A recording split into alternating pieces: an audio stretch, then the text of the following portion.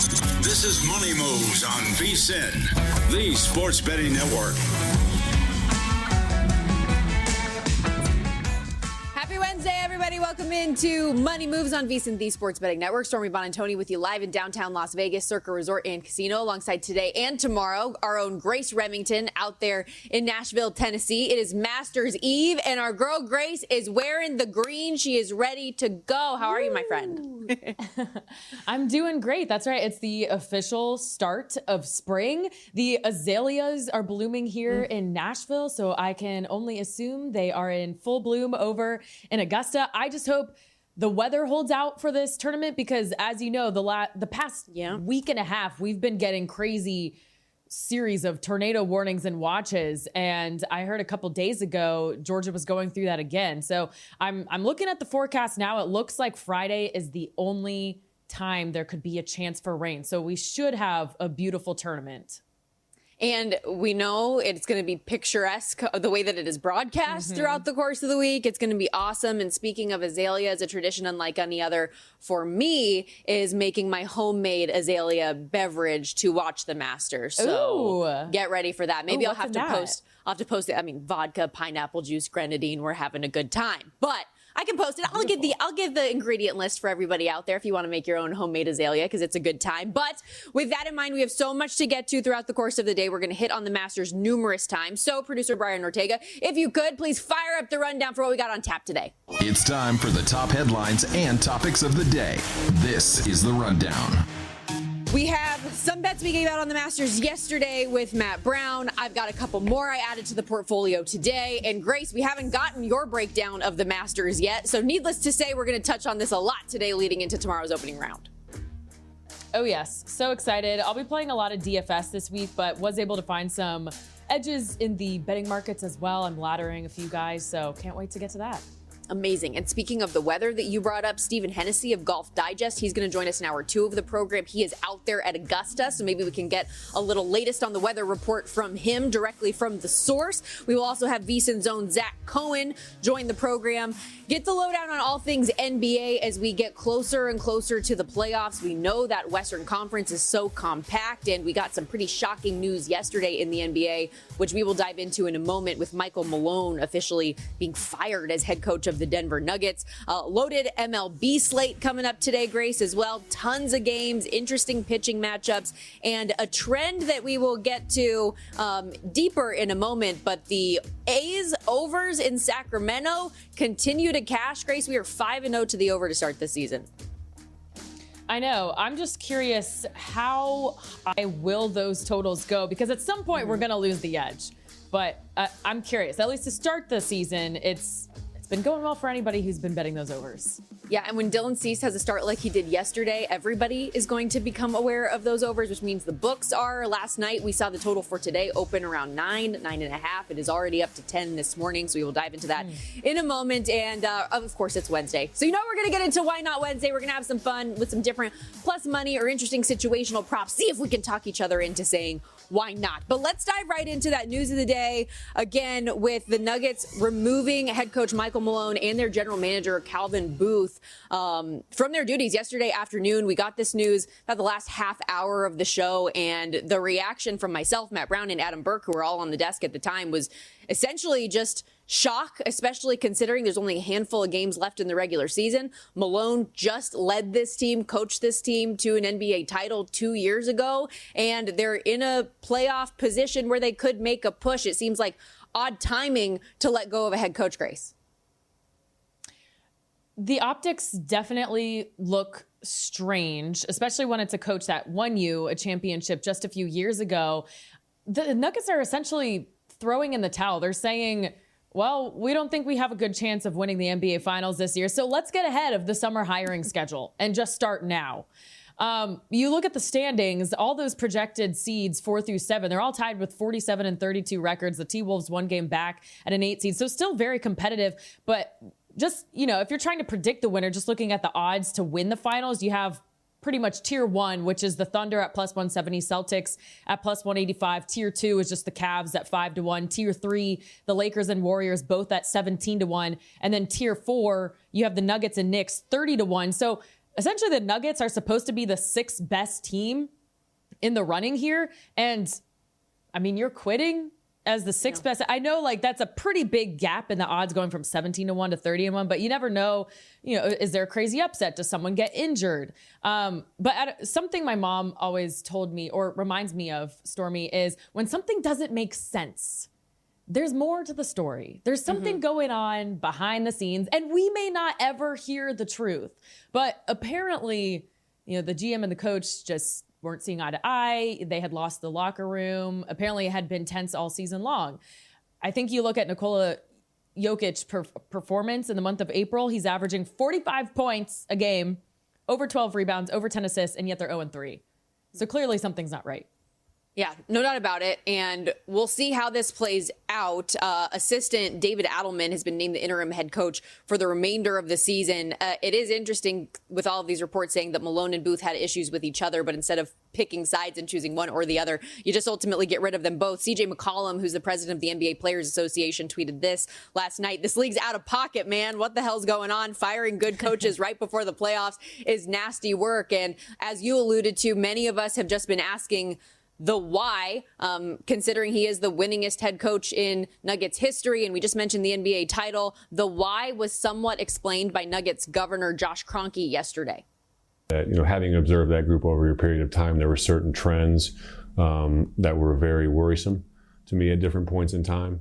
But they would get masked by a few wins here and there. And, in the world of professional sports, when winning and losing is your currency, winning can mask a lot of things. We went on an eight game win streak right before the All-Star break. But since then, I think we're 11-13. We've lost our last 4, and we're trending towards a direction that I thought would probably be a very, near end to our a very near end to our season in the near future. Yeah, hopes of a spark. I think that there's more to that group than has been accomplished so far. How much more is in that group? I don't think that, I know the answer to that. I don't think anyone knows the answer to that. But I think I have a belief that there's more in that group that can be accomplished. And I look forward to seeing what they can do. I love that we're able to hear from the Kroenke family, because that ownership group of the Nuggets is the same ownership group of the Rams. And over there in Los Angeles, you have Sean McVay and Les Snead, who are one of the longest head coach GM partnerships in the NFL. And they get along like one of the best duos in all of sports. They go everywhere together. They have a shared vision. They see the game the same way. They have a mutual respect. There is an article on the Rams website about those two titled, "We is greater than me." The exact opposite of all the reports we're hearing out of Denver. So maybe that plays a role in this. The family sees what could be, and they just want to get out ahead of it. Yeah, I did think it was interesting, too. He said there were some moments this season where the winning had been masking other things that were really going on behind the scenes. And now, obviously, they haven't even been winning down the stretch. Dropped 4 in a row, 7 of their last 10 games. Granted, not having Jamal Murray hasn't helped. Nuggets are in action today, laying 3.5 in Sacramento, taking on the Kings. Total 233.5. We'll touch more on that game and all of the happenings in the NBA in the next segment when Mr. Cohen joins us. But there were a couple crazy comebacks last night. One was in the NBA and one in the NHL. The Bucks trailed by 24 yesterday against the Timberwolves in the fourth quarter. They end up coming all the way back to tie with about 3 minutes to go, are up 5 with 2 minutes to go, outscore the Timberwolves 40-13 in the final frame. Giannis has a triple-double. Bucks win 110-103. But I want to talk about the NHL, Grace, because how about what in the world transpired in Stars Canucks last night? For anybody who missed it, and if you bet the Stars on the money line or the puck line, or you had it as a leg in your parlay last night, you are physically ill this morning for what transpired. First time in NHL history that a team has overcome a 3-goal deficit in the final minute of regulation to at least tie a game. They not only tie down 5-2 with a minute to go, Grace, they win this thing outright in overtime. And you go through, Stars were up 2-0 after 1, 3-0 after 2, 5-2 in the final minute. An unbelievable third period and an unbelievable finish for the Vancouver Canucks last night. I love looking at those win probability charts where it's just like, whoop, boop, Like just a total drop off. By the way, Kiefer Sherwood with the overtime game-winning goal. Yep. Guess where he went to college? Where'd he go, Grace? The Miami University in Oxford, Ohio. Go Redhawks. Get it, girl. Also, I loved watching the highlights of the end of regulation, the 2 goals by Pew Suter, because they just kept saying, pew, pew, because he scored 2 goals in the final handful of seconds. So good.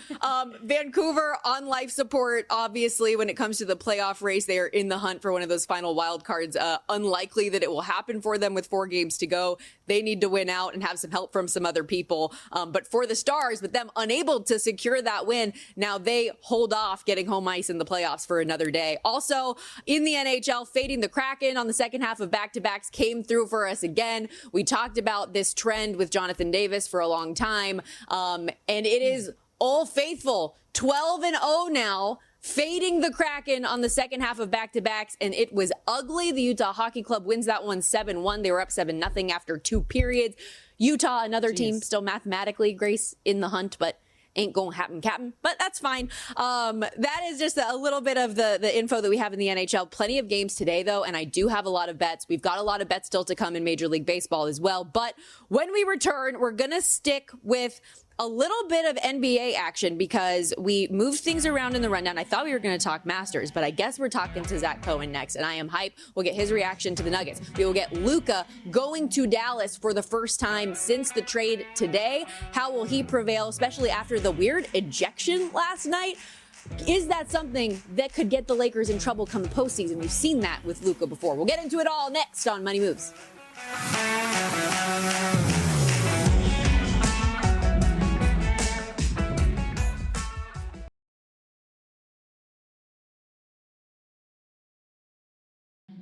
You're watching Money Moves here on VSiN, the sports betting network. VSiN.com is jam-packed with need-to-know info today. Head over right now. We got Wes Reynolds' full Masters preview. Could this be the year for Rory McIlroy? We got Greg Peterson's MLB picks, and just now dropping live on VSiN.com, our guy Zach Cohen's NBA best bets for the day. Right now, you can sign up for our summer special here at VSiN. Just $59 for full VSiN Pro access until August 1st.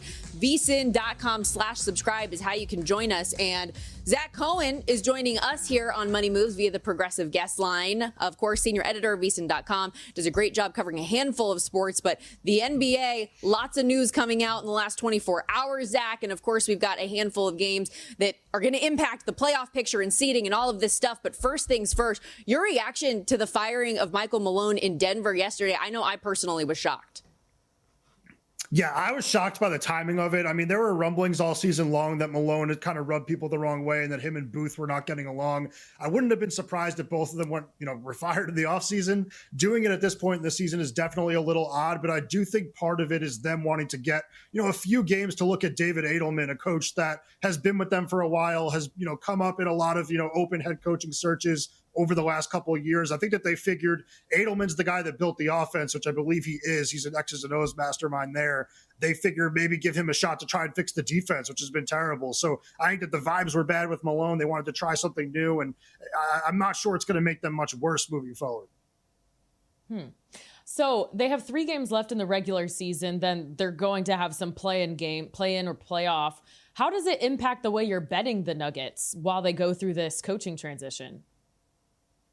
Not much has changed for me. I'm still viewing this as an elite offensive team that's really, really bad defensively. I'm still looking at the injury reports to see what's going on with Jamal Murray. I believe that he's doubtful again tonight. I'm not sure when he's planning to come back. I know that was a point of contention with Malone. After the game the other day, he's like, this guy's supposed to be day to day, and he's been missing for weeks. So I think that there's some weird stuff going on there, but it's not really changing how I'm viewing the team in the short term.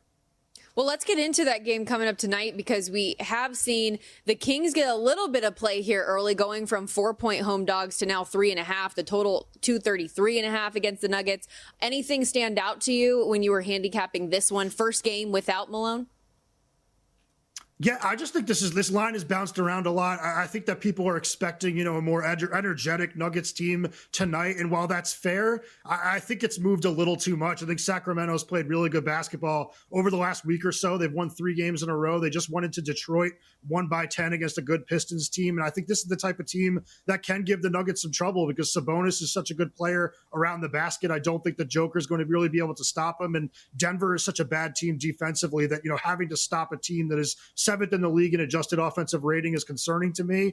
Obviously, the Nuggets can combat that by, playing flawless offensively, but doing that without Murray is going to be difficult. That has been a problem for them all season, is just not having reliable secondary, tertiary scoring.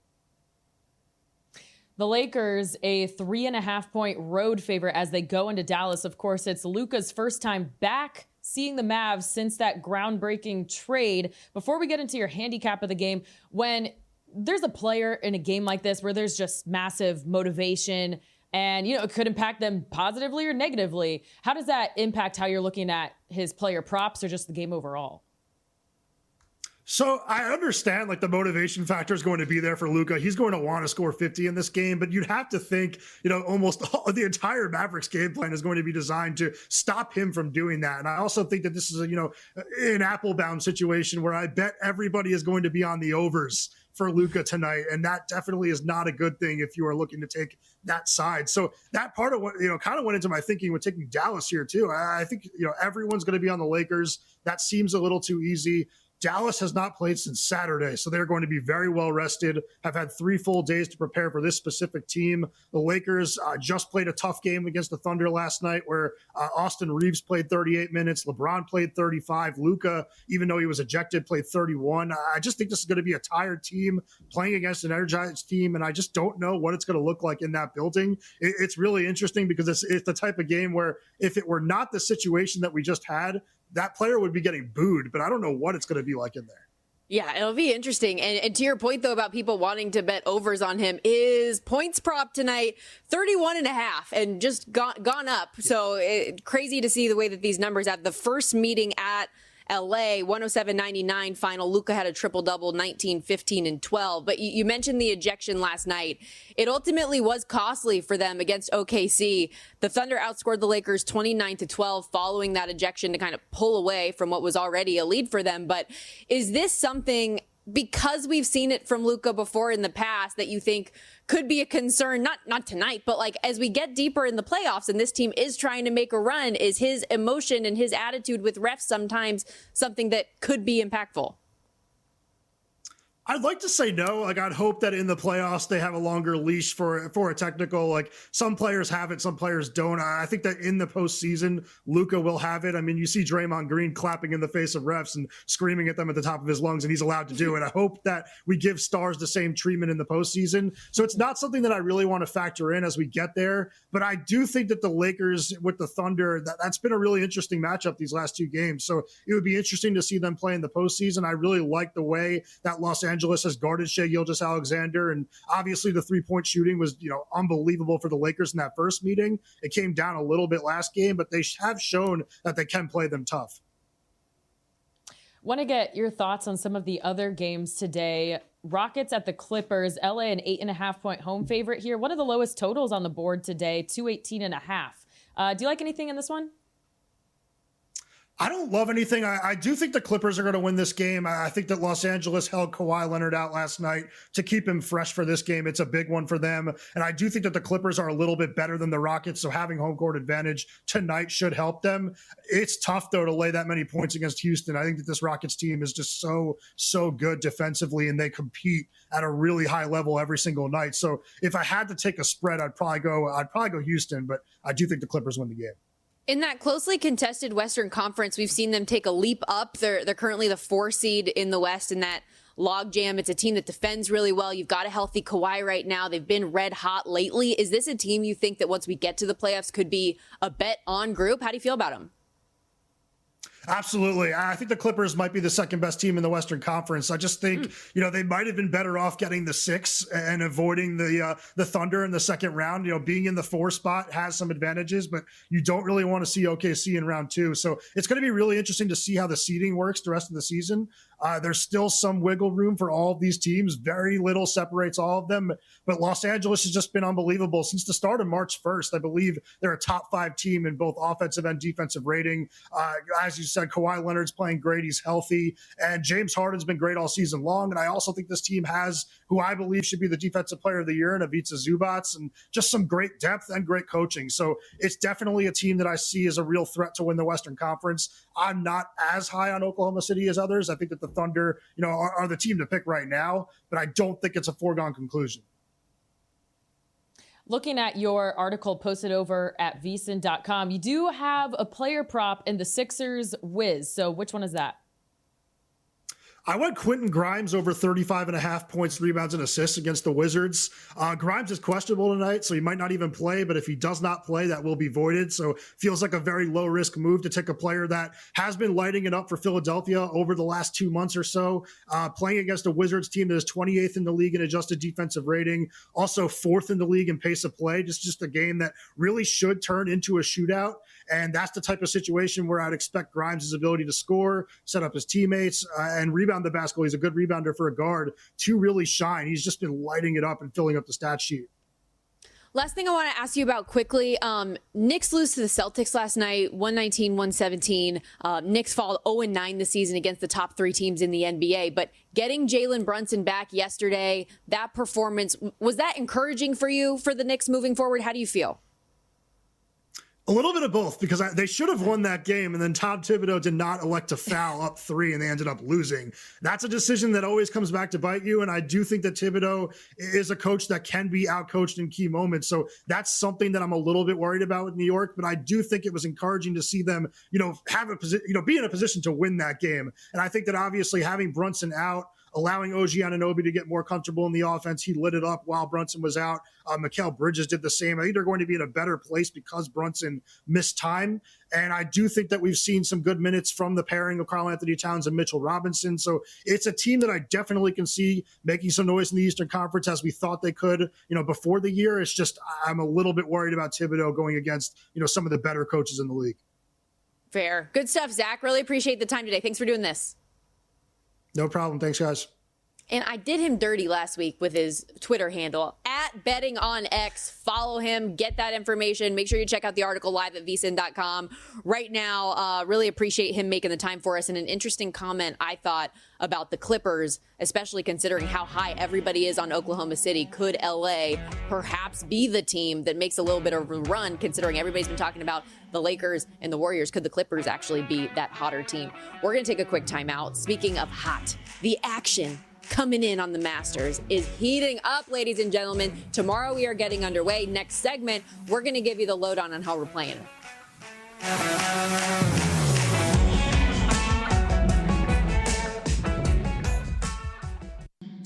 You're watching Money Moves here on VSiN, the Sports Betting Network. We're back here on Money Moves, VSiN, the Sports Betting Network, Sirius XM Channel 158. I'm Stormy Buonantony alongside Grace Remington. We're going to deep dive into the Masters numerous times today, including in a couple minutes. But considering we have the first MLB game of the day, first pitch in a couple minutes, Grace, let's start there real quickly. The Pirates hosting the Cardinals again today. Mitch Keller on the hill. Pick'em game against Eric Fetty here. Total sitting 7.5. Yesterday's result, we obviously saw the Pirates take a 5-3 loss with Paul Skeens on the hill, but for everybody that is betting the Skeens overs, you cash again. It was the most bet prop of the day, and it comes home. But what are you looking at here today? I still like the over now that it's still at 7.5. 2 fade candidates here. Eric Fetty has a 7.0 ERA to start the season. It's not as bad as it looks, but his numbers are still bad. 5.25 expected ERA and a 6.01 xFIP. And then you look at the rest of his pitching metrics, they rank in the bottom third of all starters. And then the bullpen behind him, Also not reliable. They rank bottom 8 in ERA, xFIP, SIERA, one of the lowest strikeout rates, 18.9%. They're walking batters at a high rate too, 10.7%. Then on the other side, you have Mitch Keller, who has a 7.45 ERA, and he's not as bad as that is to start the season, but still his 5.97 expected ERA, 4.64 xFIP are not good. The bullpen behind him walks a lot of batters, over 12%. They rank 24th in the MLB. And again, bottom third of all teams in ERA, xFIP, SIERA. The St. Louis offense has actually been a top 5 offense in all of their hitting metrics. And even better, they're a low strikeout team, just over 18%. So they're getting on base. And Pittsburgh offense, they're not great, but they have seen Eric Fetty before, and they've slugged .421 through 59 plate appearances against him. So I like the over 7.5 here. Over 7.5. We'll see who takes the series with the things split 1-1 where things sit right now. Let's get into the Masters because the week is officially underway. We know everybody gets out there early. They had the Masters champion dinner last night. Today, the par 3 contest, and then tomorrow we get the real action underway, Grace. This is the crown jewel of the PGA Tour season each and every year. It's like the Super Bowl type event of golf. It's the most bet event. People that don't typically bet golf are betting this week. They want action. They want to see who's going to put on the green jacket. To no surprise, Scottie Scheffler is your favorite to repeat. A very short shot, which he has been in just about every tournament that he's been since he's returned from that hand injury.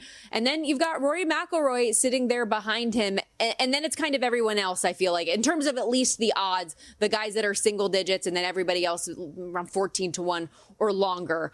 How do you approach an event like this where it is a little bit different, the markets that are available? There are so many more options to bet this event. What's your approach? Honestly, I'm not changing much from my typical golf betting strategy. I'm looking at the course fit, the skills required to win on that specific course, and then which players match up. But there is more of a history required here at Augusta National because it is one of the most difficult courses on any tour. So you do want to make sure that, I think it's better to back a guy who's familiar with this golf course. Look for someone who has a good history here. Typically in other tournaments, I can kind of get away with, well, this guy doesn't have a good history here, but he has a good history on a course that's a similar profile. But here, I do think your experience at Augusta matters. So let's get into some of those skill sets then. As you were kind of putting your numbers together and choosing the golfers that you wanted to ultimately place a wager on, what skill sets, whose familiarity were you really looking to? Yeah, so putting is going to be really important. You kind of have to be good at everything here, but some of the top metrics are strokes gained, tee to green. It's a top 3 course in that metric. You have to be a little bit better around the green than the tour average course. And then there's a lot of scoring stats that matter here. So your bounce back ability, eagles, birdie or better conversion percentage, your par 5 scoring average, and then approaches from 225 to 250 yards out. So basically I was just looking for players who rank highly in those metrics. And I came to 4 that I like, at least in the betting markets. I'm playing more in DFS, but I have a lot of live guys. The first one is Joaquin Niemann, betting him outright 35-1 on DraftKings. He's won on live twice this year at Singapore and Adelaide. He also won the Saudi International in December, which is part of the Asian Tour. He's played the Masters 5 times and he's gotten better each time. So as an amateur, I think that was in 2018, he missed the cut. Then he went tied for 40, then 35th, then tied for 16th. Tied for 22nd. So you can see he's gotten better each year. I also like Corey Connors. He is 65-1 at FanDuel to win outright. And then I'm going to ladder all of his top finish, top 20, top 10, top 5. So he just placed tied for 18th at the Texas Open. And before that, he had 3 straight top 10s. He has gained 7 strokes tee to green in 4 straight tournaments. And he's been sneaky good at Augusta. He has 3 top 10 finishes here. So he's playing some of the best golf of his career, and he has a good course history here. The next one, now this one could surprise a few people. I'm always trying to find a way to back Justin Thomas. The thing that's always missing for him is the putter, but he has gotten better recently. So backing him in the outright market, 25-1 on DraftKings, and then top 5 at plus 450 on FanDuel or DraftKings. So he just gained 6.8 strokes putting at Valspar and 4.6 strokes putting at the Players Championship. He's actually picked up strokes putting in 5 of 8 events this year. The reason he missed the last 2 cuts at Augusta is because he was losing strokes putting. That was the only thing that's missing, but he's looking good. So I'm hoping this is a sign and he's going to ride the heater into Augusta. But his previous 3 starts, yeah, go ahead. Real quick, I just wanted to ask you about him because I saw Jeff Darlington put out yesterday that his caddy, Matt Minister, is dealing with a tweaked back and he's not going to be available for this tournament, especially like given it being the Masters and how mental of a game this is, him not having his usual guy. Was that anything that concerned you at all this week? Yeah, I mean, did that come out yesterday or today? I already placed my bet, so I can't do anything now. But I would think that would affect your mental approach, like while you're in it, just like the chemistry, your routines, day of, week of. Obviously, like he still has the notes from his regular caddy. Besides that, it's just the skill set, which I do think works for him here. So I don't know. Hopefully it doesn't burn me, but we'll see. He's had, before the 2 missed cuts, he finished 4th, tied for 21st, and 8th here.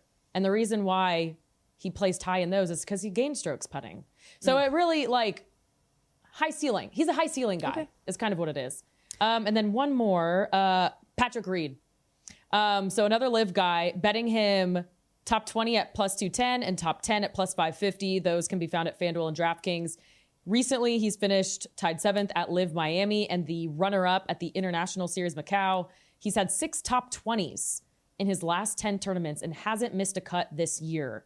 And he is one of the best putters at Augusta. Of all the golfers with at least 12 rounds of experience here, he is top 3 in strokes gained putting. And I'll get into some of my guys that are in the portfolio as well a little bit later on in the show. But because in the commercial break when we were coming in, I mentioned that I bet Rory McIlroy yesterday at 7-1 just to have, because there are a lot of things I think that trend and lend toward this being the year and making sense for Rory. But I wanted to ask you about this because I've already placed the bet, so I kind of hosed myself with this thought process. But I was looking at the tee times this morning where Scottie Scheffler, he tees off earlier in the morning, 10:15 a.m., Rory at 1:12 p.m. And I was wondering just strategically, let's say Scottie gets off to a good start. He did last year in his opening round. Birdies the first couple holes. Do you think that might be a better way to approach Rory McIlroy if you do want to bet him, is like wait to see if Scottie does well these first couple holes and see if you can get an 8-1 or a plus 850? I think that's always the strategy to take on the shorter odds guys. But knowing that it's Rory and like everything he had, all the pressure he has going into this tournament and just how well he's been playing, you could argue he's been playing better than Scottie to start this season. You might not see the odds change. That's the thing. Weather-wise, it does look like the winds will pick up in the early afternoon, but our guy Kevin Roth reporting that it's still going to be a near perfect day. Okay. That's all that we can ask for. We have Why Not Wednesday coming up in the next segment, and I have a Why Not Wednesday about Rory specifically that I am curious your opinion on. I was even joking with Matt Brown yesterday when it came to Scottie Scheffler and these favorites, like considering it seems like everywhere else we're seeing chalk across these like national championship winners and different things. Like could chalk prevail again in this tournament? We'll see. One thing, folks, if you're like me and you like having your betting money and your day-to-day money separate, Edge Boost is the place to be. First ever bank account built for us as bettors, ensuring any and all gambling transactions are approved. No usage fees, no minimums. You get cash back rewards, 100% approval as well for all betting deposits. When you sign up today, edgeboost.bet and use our promo code MONEY, deposit $25. Edge Boost is going to match that deposit for you right away. Head over to edgeboost.bet today. Use the code MONEY. We're going to take a quick time out, but like I said, when we come back, Why Not Wednesday? Buckle up. We got some fun ones coming up.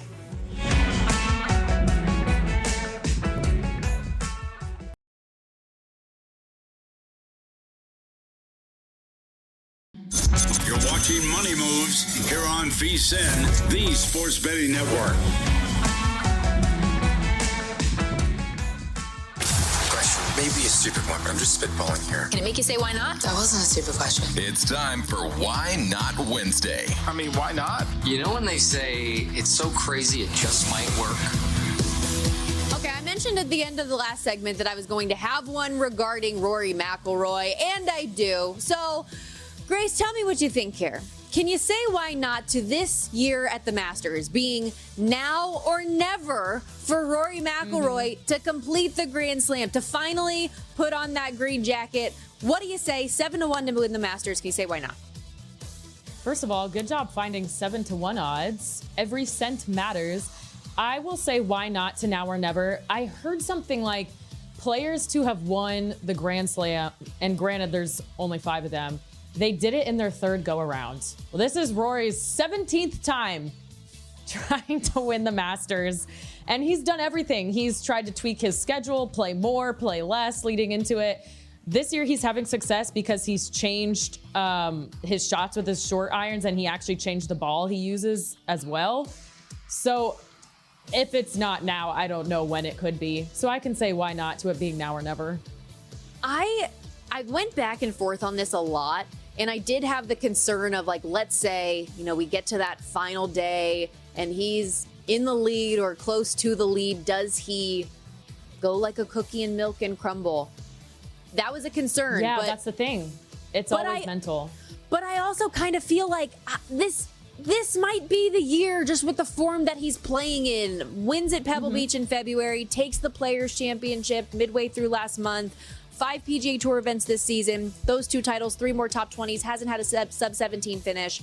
I'm rooting for him, and I wanted a piece of him just in case he ultimately does it. Okay, what's your first one? All right. I know the NCAA tournament just ended, but it's never too soon to put those futures in for 2026 March Madness. So, courtesy of Adam Burke, thank you if you're listening.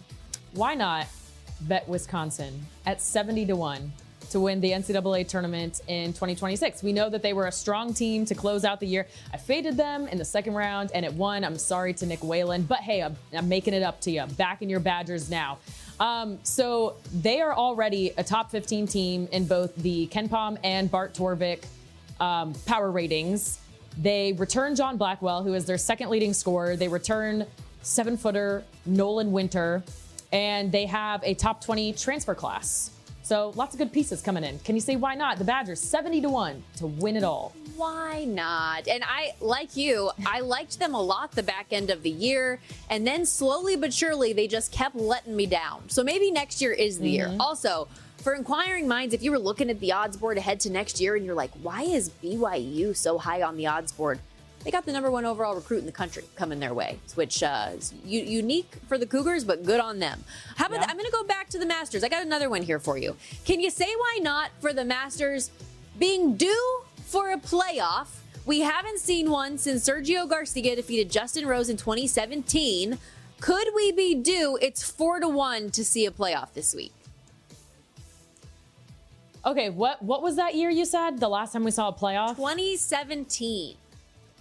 Oh, that's actually earlier than I thought. I just feel like it needs to be longer than 4-1 odds. Okay. Especially when you got Scotty. Oh, I don't know. I'm sorry. I can't at these short odds. I can't say why not. I would say why not generally if we weren't putting any money on it. I'm going to go back to back because I have something non-betting that I'm passionate about. I'm curious your opinion on it. So for anyone who missed it, recently a group of DNA scientists being backed by some big names in the sports world, speaking of golf, Tiger Woods among that group, Tom Brady among that group, ownership in the New York Yankees among that group, have re-brought the dire wolf. If anybody remembers from Game of Thrones, the like wolf dog looking thing, it's been extinct for more than 12,000 years, and they're bringing them back. And they're bringing back a handful of other things. Something just feels weird about that to me. I know everybody's like, oh my God, this is amazing, it's so cool. But I'm like, I kind of feel like we should just leave things that are extinct. So can you say why not to leaving extinct animals extinct? This feels icky to me. Oh, I can absolutely say why not. I mean, the circle of life happens for a reason. Let's just not mess with nature. We've seen how this goes before. Jurassic Park, for instance, it's fake. Let's not make it real. Let's not make the fake movie real life. There's a whole movie series about why we don't do this, okay? Let's just not mess around with it. Plus, I mean, even like when you think about the cloning stuff and like all of those movies, it all goes south. When we mess with genetics, things get weird. So, all right. Or people like trying to bring their camaraderie. pets back too. Like, yeah, it's just very strange. I need to know a little bit more about why Tom Brady and Tiger Woods are invested in this. Well, does it surprise you at all that Tom Brady is involved in anything genetic testing wise? He's trying to live forever. Right. He'll do whatever it is to be an fair. ageless wonder. So this doesn't surprise me at all. Coming from, it's actually very much so in his wheelhouse. Okay, what do you have next, Grace? Oh gosh. There you all right. Let's do a home run prop today, and we're gonna go to Boston for this one. Anthony Santander, 6-1 odds to hit a homer. So last year he hit 32 homers and a huge 274 ISO against right-handed pitchers. Tonight he faces Tanner Houck, who has given up 3 home runs already in 9 2/3 innings with a 5.12 xFIP. The weather today in Boston, cold. It's in the 40s, but you do have winds blowing out to right center field. So Anthony Santander to go yard. Plus, I like a bounce back after going 0 for yesterday, too. Like, I think that's the right time to strike on a guy. I'm about it. How about this one in the NHL? The Wild to miss the playoffs at plus 650. And hear me out. Here's my thought. There's still a chance, albeit slim, for the Calgary Flames to make the playoffs. They are 4 points back of the Wild right now for that final spot. And while the Wild's path, yes, on paper is very easy, nothing in this league is a gimme, and the Flames have more games of opportunity to catch up right now, including a head-to-head with Minnesota. Flames are playing like a desperate team right now. While the Wild have very much so looked like a team that needs to get their star back, it does look like Kirill Kaprizov and Joel Eriksson-Ek are going to come back today, but they've dropped 6 of their last 8, 4 of their last 5. I wonder if getting their stars back might be too little too late. The price on Calgary to make the playoffs is plus 450, but the Wild to miss, which is the team that would fall out of the wild card, is plus 650. So the numbers advantage is on this play. Could you say why not? Yep. I was waiting for those odds. Just because the Wild have the better odds there to miss, I can absolutely say why not. Yes. One, pal. It's a shot in the dark, but I think anything is possible. Okay, what do you got? Okay, I have another NCAA tournament. Again, thanks to Adam Burke for sponsoring my half of this segment. So Clemson 150-1. This is kind of interesting. So they have a top 30 incoming recruiting class. Their top recruit in 15 years, Dallas Thomas, has decided to stay with the team. And in the transfer portal crazy era, the fact that their best recruit pretty much of all time is not leaving says a lot about the health of the program, I think, and his belief in this team. And then the ACC is still expected to be down, so they can just rack up wins and get a high seed that way. So Clemson to win next year's March Madness, 150-1. Girl, you can't give me 2 basketball teams in the same segment if you want. You're asking a lot of me right now. No, I do It's a like portfolio. 150-1. It's a diverse portfolio. I know, but it's so early. I'm gonna have to wait so long.